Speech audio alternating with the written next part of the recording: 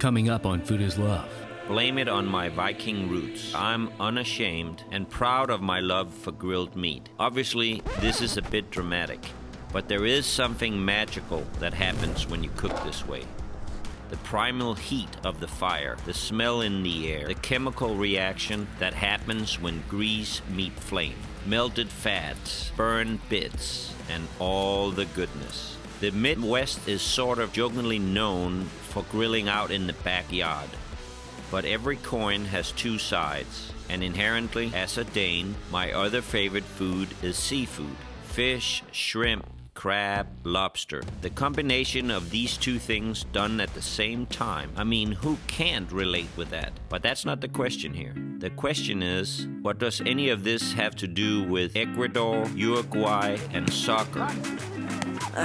Wow, I saw it! On the next Food is Love.